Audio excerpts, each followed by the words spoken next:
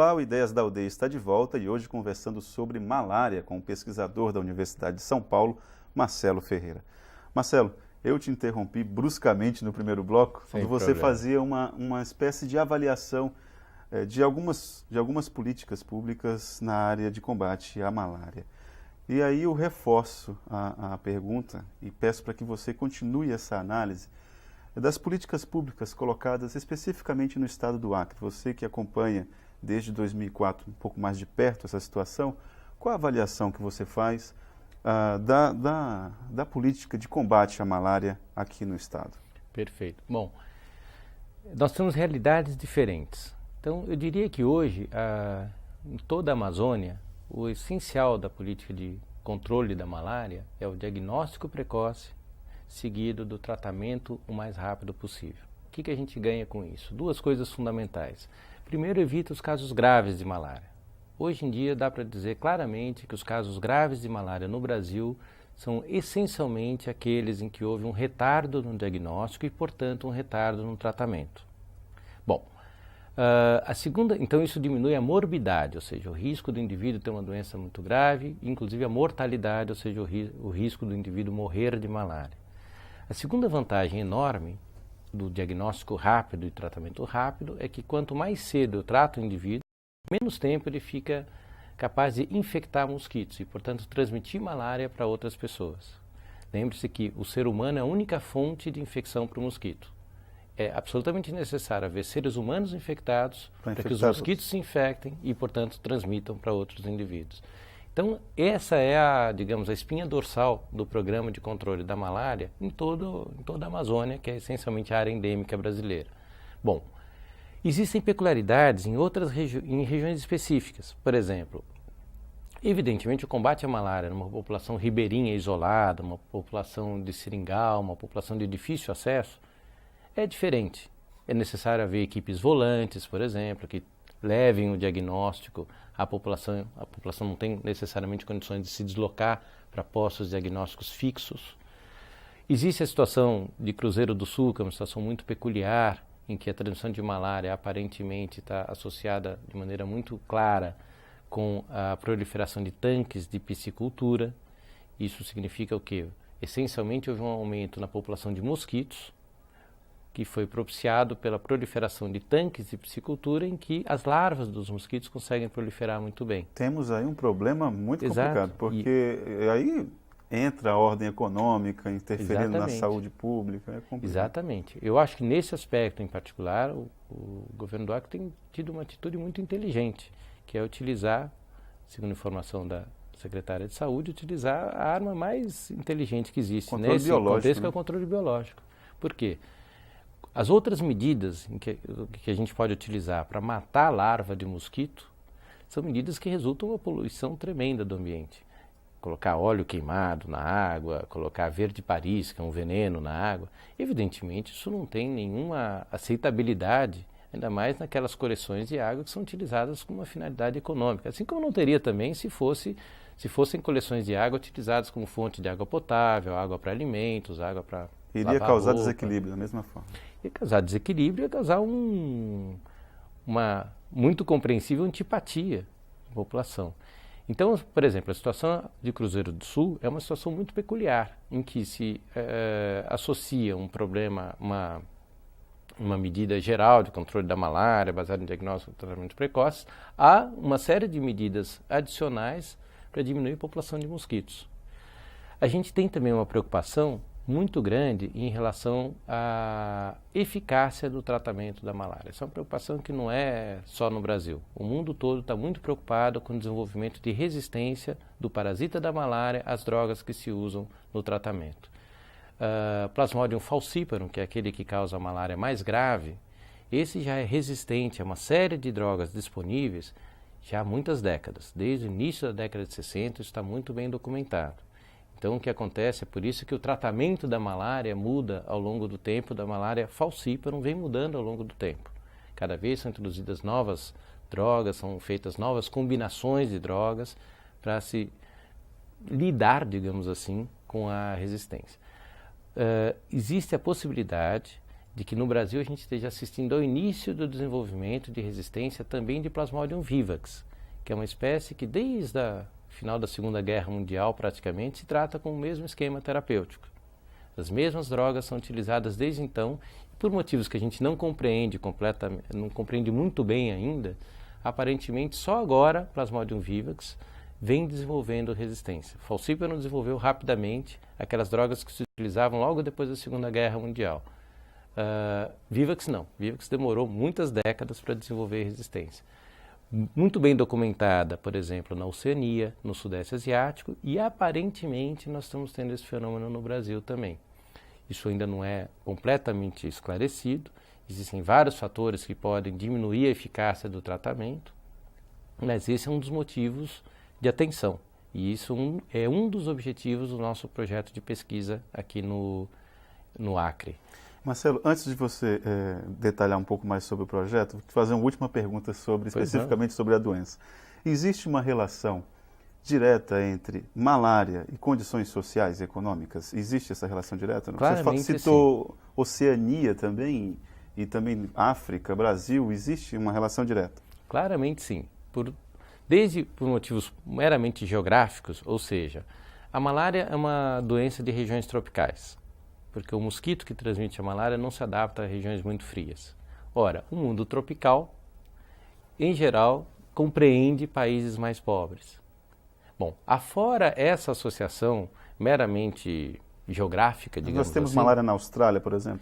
Na Austrália houve malária, na verdade, no norte da Austrália, que já foi erradicada, na verdade, já antes da Segunda Guerra Mundial. Ou logo após, na verdade, na Austrália, logo após a Segunda Guerra Mundial.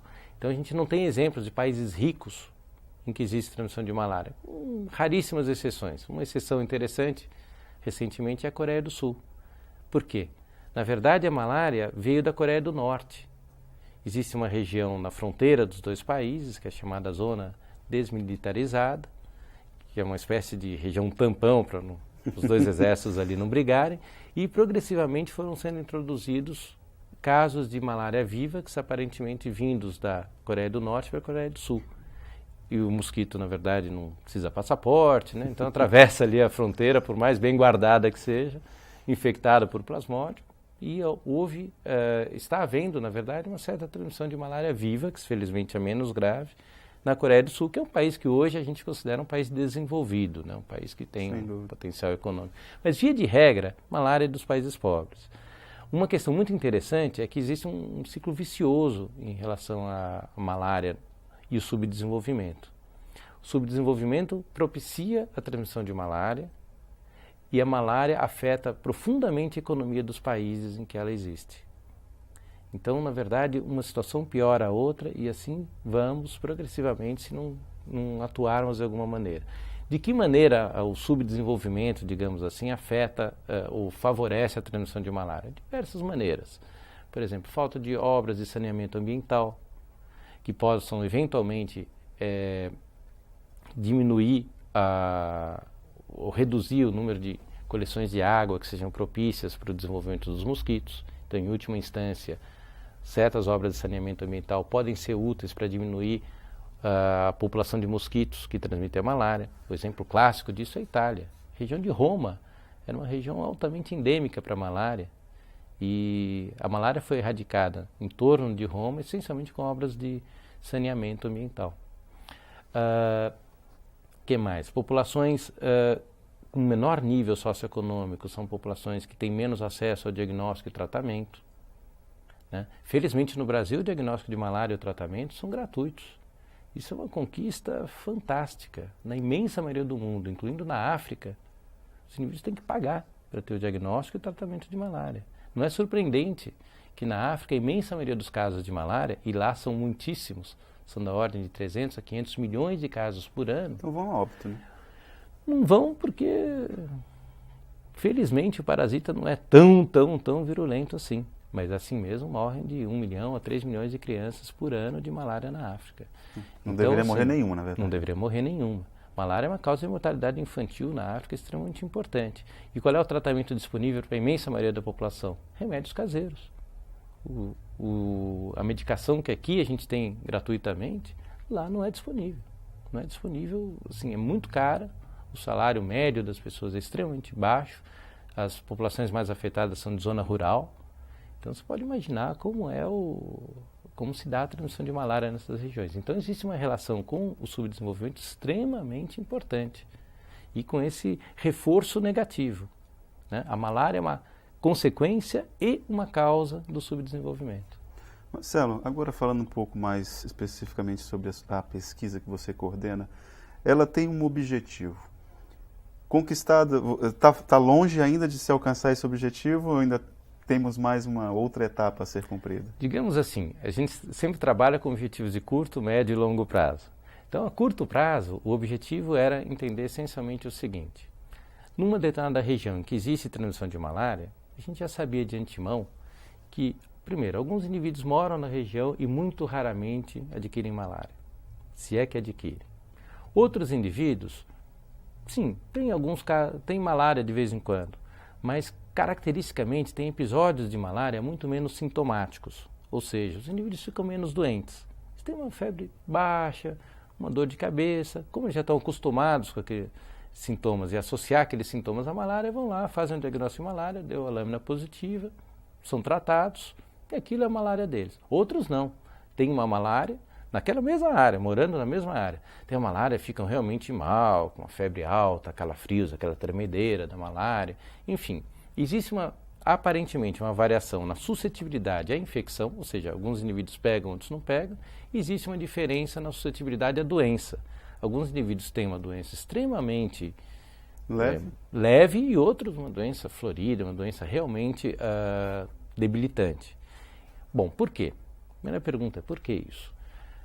Aparentemente existem alguns fatores genéticos do hospedeiro, dos seres humanos, existem alguns fatores relacionados ao parasita, ou seja, é possível que existam parasitas mais virulentos do que outros, mas também existe a possibilidade, e essa é que mais nos interessa do ponto de vista prático, que esses indivíduos que vão adquirindo malárias progressivamente menos sintomáticas são indivíduos que adquiriram imunidade contra a malária. Que o organismo, ao final de alguns casos de malária prévios, aprenda a conviver com o parasita da malária e controlar, ainda que parcialmente, a malária, os sintomas da malária. Por que isso é importante? Ora, qualquer vacina que a gente vai desenvolver, e não existe uma vacina para malária hoje em dia, qualquer vacina que a gente vai desenvolver tem que se basear no tipo de imunidade que os indivíduos adquirem normalmente na exposição contra aquele determinado agente infeccioso, nesse caso o parasita da malária. E o melhor que a gente consegue é ter uma malária menos sintomática, ter uma malária que, assim, não completamente isenta de sintomas, ou eventualmente até isenta de sintomas, mas raramente eu consigo me livrar completamente do parasita. Então, é muito importante entender quais são os mecanismos pelos quais nós nos livramos, ou parcialmente ou completamente, dos parasitas da malária, quando expostos ao parasita muitas vezes, para desenvolver uma vacina que procure ampliar isso, procure tornar esses mecanismos naturais de imunidade mais eficazes. Mas é um objetivo da tua pesquisa? Esse é um objetivo a longo prazo. A vacina?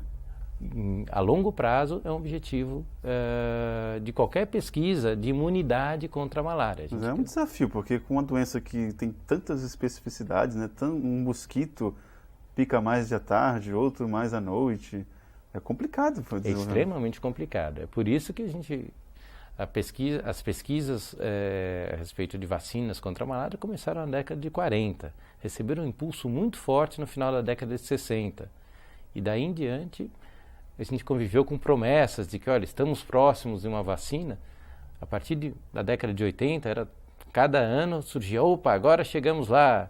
E sempre uma nova decepção. Ou seja, o parasita aparentemente é muito mais complexo do que se supunha no início. Hoje a gente já está escolado, a gente já sabe que realmente é uma tarefa difícil, a gente coloca isso sempre com uma perspectiva a longo prazo.